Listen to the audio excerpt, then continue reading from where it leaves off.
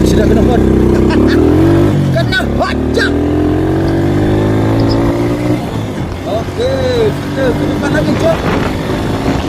Bismillahirrahmanirrahim. Alhamdulillahirabbil alamin.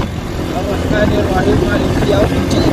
Iyyaka na'budu wa iyyaka nasta'in. Ihdinas siratal mustaqim. Siratal ladzina an'amta 'alaihim ghairil maghdubi 'alaihim waladdallin. Alhamdulillah dah sampai dekat Taman Seri Rampai kat sini. Di Taman Seri Rampai kat sebelah kanan ni kita tengok map kat sini, menghala ke kanan ada Taman Tasik sebelah kiri.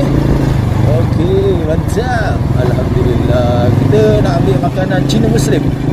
Okey, dia ada gerai atau macam mana? Ya, gerai. Lepas Taman Tasik dulu ni lopong sebelah kiri.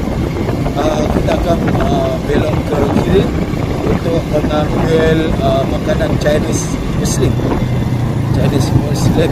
Okey. Ni dia banyak gerai-gerai kat sini. Okey, mantap.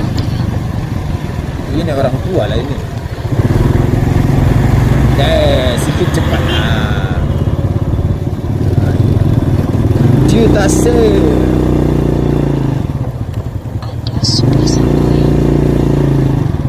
Okey, cik dah sampai. Mantap.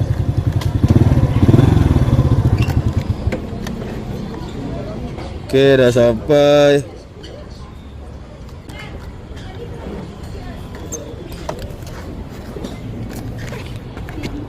Aduh, goyang cik, goyang.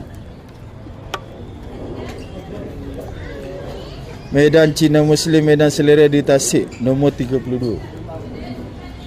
Nombor 32, nombor 44 ujung. Bermaksud ujung lah ni cik Goyang cik, goyang. Nombor 32 Chinese Muslim. Excuse me. Panas. Nombor 32 14 16. Kali mamak lah kita. 14 16.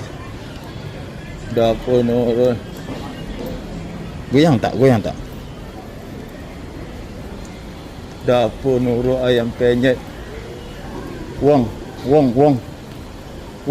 Chinese Muslim. Wong 110 lagi buat. Okey cik, belum siap. Aku dah ada di restoran sekarang. 110 kutipan belum. Ini dia Hanafi Wong Chinese Muslim Cuisine. Untuk tambahan 018 209 5077. Ini